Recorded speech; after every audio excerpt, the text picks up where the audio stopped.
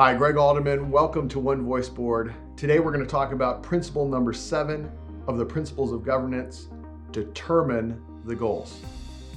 Now, I want you to answer this question, whether you're together with a group or on your own. When you hear the phrase, the ends justify the means, what comes to your mind?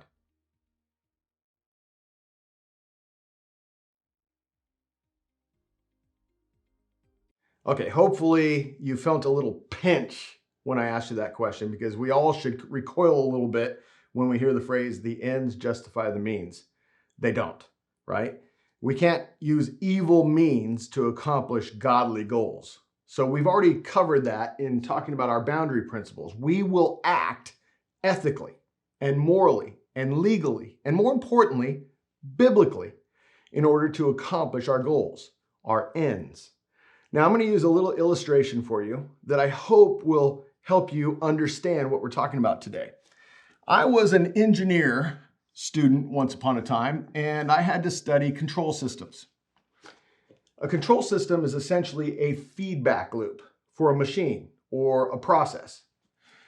And this is a simple example of how the diagram would look, where you have an input, you have a process, and you have an outcome. I'm going to use a few different words to talk about this.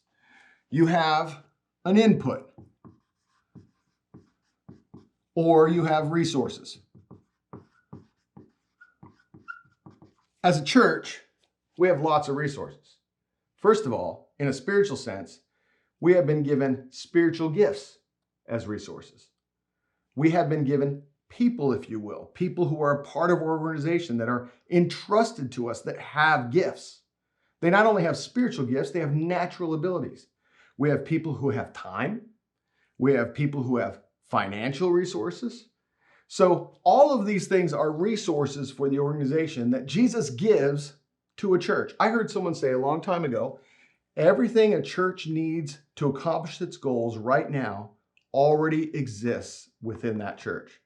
You know, a lot of times churches fall into the trap of thinking about what resources they don't have versus the resources they do have. So as a church board, as a leader in a church, we want to think about the resources that God has given us. Then we want to think about how to use those resources. We already used the word means. That is a manner, that is a pathway, that is the process, if you will, of how resources or inputs are used, okay? I often think about what's happening here as the ministry itself. This is what our staff is doing. They're employing resources and putting them to work in a ministry, but not just to stay busy. They have ends in mind, or goals, or outcomes. Lots of church ministries think about this. They know they need to do a ministry. They often also think about this. What resources do we have? Like I said, sometimes they spend a lot of time complaining about the resources they don't have. But they ask the question, what resources do we have to accomplish this ministry? But far too many of our organizations aren't asking the question, to what end? What's the goal? What's the outcome?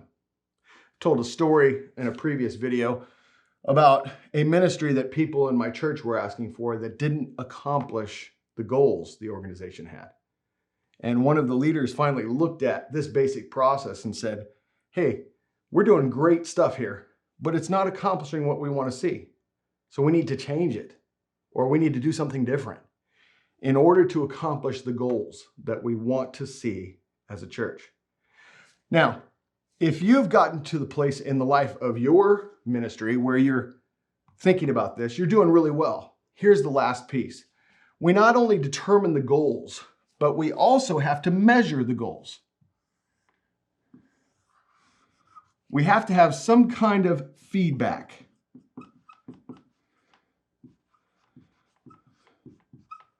We have to have some way of finding out whether or not we're utilizing resources and seeing proper outcomes. Goals change all the time. They can grow. They can change direction. But they're always focused on the vision, the mission principles of the organization. The board is determining the goals they want to see. Within each area of ministry, there might be sub-goals that a ministry leader develops in order to accomplish them. But in every circumstance, we need to ask ourselves the question. We need to have a feedback loop. Are we accomplishing the goals? Now, I asked you to consider the phrase, do the ends justify the means? Let's imagine for a moment that when I asked you that question earlier, I didn't have some kind of wicked motivation to it. Like I was trying to have you create an ethical dilemma for you. Instead, I wanted you to think about this. I want you to think about the ends. And then I want you to think about the means. What is the relationship between these two things? And what are the resources we're using to accomplish them? One of the things the board should be asking as it does feedback is there a better way to utilize the resources we have? Is there a different way to do what we're doing, the means by which we're doing this, in order to better fulfill what Jesus has called us to do? When we talk about determining the goals, we not only have to determine the goals, but we have to measure whether or not we're accomplishing them. A board will often, when it's unhealthy or not functioning properly, spend a lot of energy on budgets, personnel, day-to-day operations, oversight of the pastor, and not enough time on determining the goals and measuring the goals. You know, what we're really talking about with the word feedback is what? The word accountability.